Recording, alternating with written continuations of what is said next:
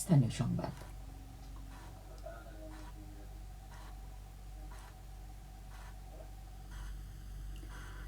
আসসালামু আলাইকুম। বাংলাদেশ বেতার সিলেট সংবাদ পড়ছি জয়শ্রী দেব জয়া। বহুল প্রতীক্ষিত ত্রয়োদশ জাতীয় সংসদ নির্বাচন ও গণভোটের আর মাত্র ১৩ দিন বাকি। নির্বাচন কমিশনের নির্দেশনা অনুসরণ করে প্রার্থীগণ প্রচারণা অব্যাহত রেখেছেন। বিকেল থেকে সন্ধ্যা পর্যন্ত শহর নগরীর পাড়া মহল্লা থেকে শুরু করে গ্রাম পর্যায়ে চলছে মাইক যোগে প্রচারণা ও গণসংযোগ।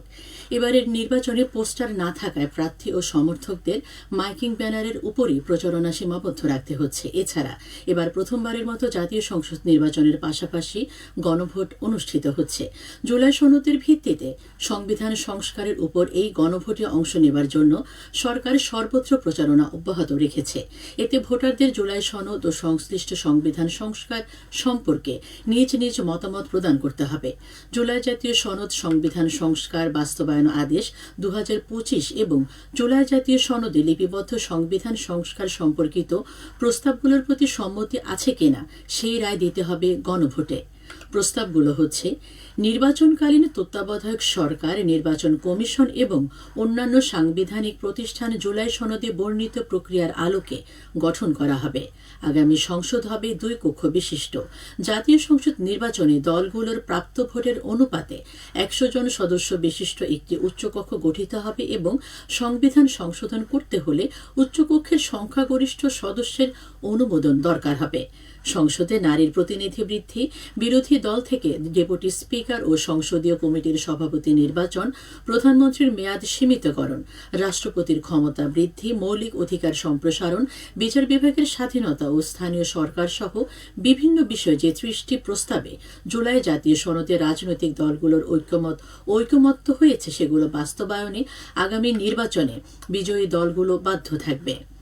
জুলাই সনদে বর্ণিত অন্যান্য সংস্কার রাজনৈতিক দলগুলোর প্রতিশ্রুতি অনুসারে বাস্তবায়ন করা হবে। আগামী 12ই ফেব্রুয়ারি সকাল 7:30 থেকে শুরু হবে গণভোট ও ত্রয়োদশ জাতীয় সংসদ নির্বাচনের ভোট গ্রহণ। সিলেটে গতকাল ত্রয়োদশ জাতীয় সংসদ নির্বাচন ও গণভোট 2026 সুষ্ঠুভাবে সম্পাদনের লক্ষ্যে আইন শৃঙ্খলা বিষয়ক মতবিনিময় সভা অনুষ্ঠিত হয়েছে। স্বরাষ্ট্র উপদেষ্টা অবসরপ্রাপ্ত লেফটেন্যান্ট জেনারেল মোহাম্মদ জাহাঙ্গীর আলম চৌধুরী এতে প্রধান অতিথি হিসেবে উপস্থিত ছিলেন।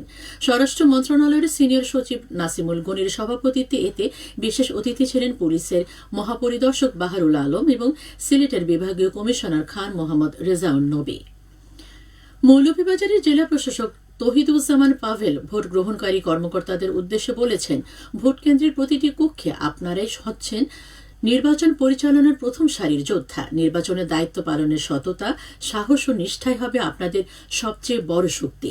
তিনি আজ সকালে জৌরি জেলার উপজেলার মাল্টিপারপাস হলরুমে আসন্ন ত্রয়োদশ জাতীয় সংসদ নির্বাচন ও গণভোটে ভোট গ্রহণকারী কর্মকর্তাদের 2 দিনব্যাপী প্রশিক্ষণ উদ্বোধনকালে এসব কথা বলেন। কর্মশালায় মৌলভীবাজার 1 আসনের উপজেলার 44টি ভোট কেন্দ্র ও 230টি ভোট কক্ষের দায়িত্বে নিয়োজিত 771 জন সহকারী প্রিজাইডিং পুলিশ কর্মকর্তা অংশ নিচ্ছেন। জেলা প্রশাসন ও জেলা রিটার্নিং কর্মকর্তার কার্যালয় এর আয়োজন করে। পরে জেলা প্রশাসক জুরি কারিগরি স্কুল অ্যান্ড কলেজ অডিটোরিয়ামে ত্রয়োদশ জাতীয় সংসদ নির্বাচন ও গণভোটে ভোটার উদ্বুদ্ধকরণ সভায় প্রধান অতিথি হিসেবে যোগ দেন। এতে শিক্ষার্থী, শিক্ষক, অভিভাবক সহ 312 জন উপস্থিত ছিলেন। কলেজ কর্তৃপক্ষ এর আয়োজন করে।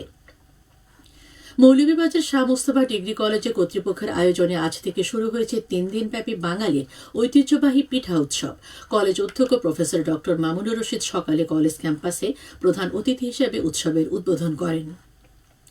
আয়োজকরা জানান, দেশের বিভিন্ন অঞ্চলের পিঠা সম্পর্কে বর্তমান প্রজন্মকে জানানো এর স্বাদ গ্রহণ এবং বিলুপ্তপ্রায় পিঠার ঐতিহ্য তুলে ধরার লক্ষ্যে প্রতি বছরের মতো এবারও এই পিঠা উৎসবের আয়োজন করা হয়েছে।